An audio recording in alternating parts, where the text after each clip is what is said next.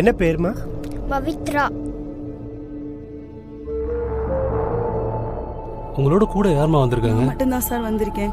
அவங்க அப்பா ஃபாரின்ல இருக்காங்க சார். குழந்தையோட 2 கண்ணையும் செக் பண்ணி பார்த்தோமா, 2 கண்ணையும் டிஜிட்டல் ஒளி ரொம்ப பட்டிருக்குமா.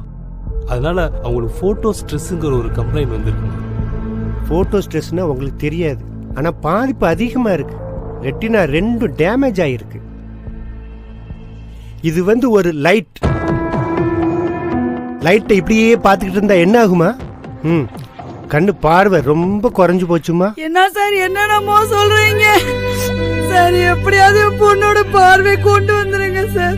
எவ்வளவு பணம் செலவானாலும் பரவாயில்ல சார். எவ்வளவு ஈஸியா சொல்லிட்டீங்கம்மா. ரூபாயை கொடுத்து சரி பண்ணிட முடியுமா? இது மிஷினா ஸ்பேர் பார்ட்ஸ் மாத்தி சரி பண்றதுக்கு? இந்த கேஸ் நிறைய இருக்கு.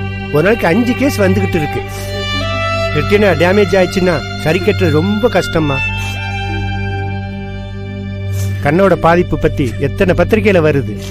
இங்க பாருங்கம்மா, ரெட்டினா டேமேஜ் ஆயிருக்கு. அதை சரி கட்டுறதுக்கு எந்த கும்பனாலையும் முடியாது. உலகம் பூரா ரெட்டினா பாதிப்புக்கு ஆராய்ச்சி நடந்துகிட்டு இருக்கு.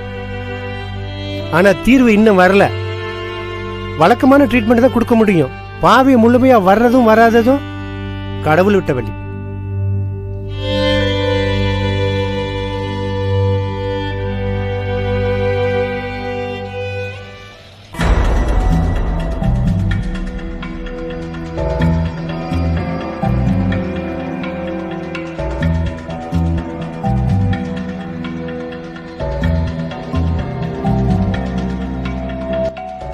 ஸ்மார்ட் போன்கள் குழந்தைகளின் பார்வையிலிருந்து இந்த மண்ணில் புதைக்கப்பட வேண்டும்.